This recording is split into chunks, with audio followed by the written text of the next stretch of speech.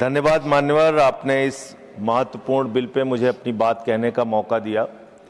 मान्यवर, मैं इस बिल के विरोध में अपनी बात कहने के लिए खड़ा हुआ हूं और इस बिल का विरोध इसलिए कर रहा हूं कि आप इस बिल को अगर एक लाइन में कहना चाहें तो लौट के बुद्धू घर को आए वाला बिल है ये। मान्यवर, पहले आपने कहा डिजिटल इंडिया होना चाहिए, सारा व्यापार डिजिटली करिए, छोटे छोटे पेमेंट आप डिजिटली करिए। प्रधानमंत्री जी गर्व से कहते हैं वो चाय वाले हैं, लेकिन इस बिल के माध्यम से चाय वाला, सब्जी वाला, समोसे वाला, ठेले वाला, ऑटो वाला, टैक्सी वाला, रिक्शा वाला, सबका व्यापार आप चौपट कर रहे हैं। क्या कह रहे हैं आप इस बिल के अंदर?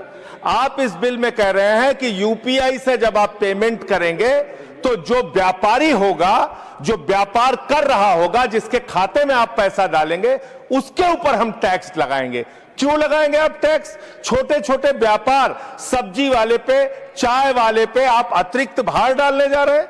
और देश के अगर मान लीजिए आप उनके ऊपर भार डालने जा रहे हैं, वो किसी उपभोक्ता का रिश्तेदार तो है नहीं मान्यवर। घुमा फिरा के वो अपने सामानों का दाम बढ़ाएगा, जिसका खामियाजा लोगों को भुगतना पड़ेगा, जिनके ऊपर टैक्स के बढ़ने के कारण महंगाई बढ़ेगी। तो ये दो तरह से मार करने वाला टैक्स है, नंबर एक। दूसरी बात, ये बिल लाया किन परिस्थितियों में गया है, ये देश को जानना जरूरी है।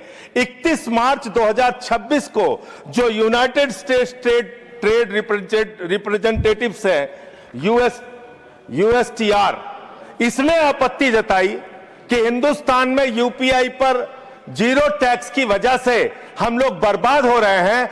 तो ट्रंप के दबाव में भारत की संप्रभुता को गिरवी रख के ये बिल लाया गया है। इसलिए इस बिल के हम खिलाफ। मान्यवर, बहुत कम स्पीकर हैं, एक आध मिनट का समय मुझे और दे दीजिए। मान्यवर, आपका जो समय, विदेशी दबाव में भारत की संप्रभुता को गिरवी रख के आप ऐसा बिल ला रहे हैं जिसमें फॉरेन इन्वेस्टर्स